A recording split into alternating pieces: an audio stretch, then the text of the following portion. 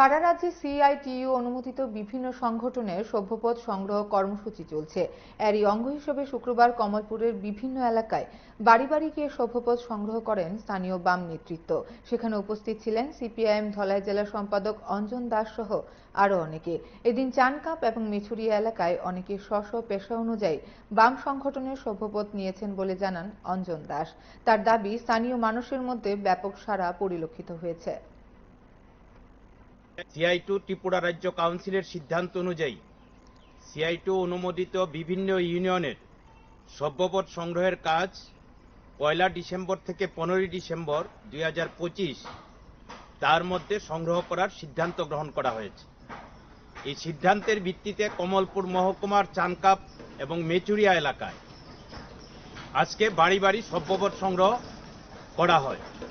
তাতে নতুন নতুন মানুষ এবার নতুন করে যার যার পেশার ভিত্তিতে ইউনিয়নের সভ্যপদ গ্রহণ করেছেন। সবাই সম্মত হয়েছেন, স্বতঃস্ফূর্তভাবে এই সভ্যপদ নিয়েছেন। ব্যাপক সাড়া পরিলক্ষিত হয়েছে।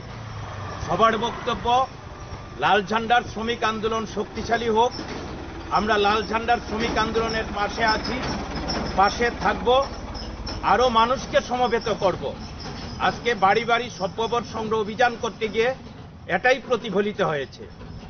পরিষ্কারভাবে উপলব্ধি করা গেছে অস্বাভাবিক মূল্য বৃদ্ধি জিনিসপত্রের, বেকারি, দারিদ্রতায় মানুষ প্রচন্ড ক্ষুব্ধ সরকারের উপর।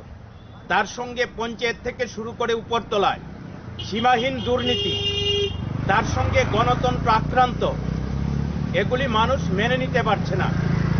মানুষের পুঞ্জীভূত ক্ষোভের বহিঃপ্রকাশ আজকে আমরা বাড়ি বাড়ি গিয়ে উপলব্ধি করতে পেরেছি। রেগার কাজ নেই, রেগা কাজ থাকলেও যা কিছু হয় তাতে ব্যাপক দুর্নীতি, সমস্ত প্রকল্পে দুর্নীতি, মানুষ চোখের সামনে তা দেখছেন। বিগত বামফ্রন্ট আমলের সঙ্গে আজকের 7.5 বছরের এই বিজেপি জোট সরকারের পার্থক্য মানুষ নিজেরাই উপলব্ধি করতে পারছেন।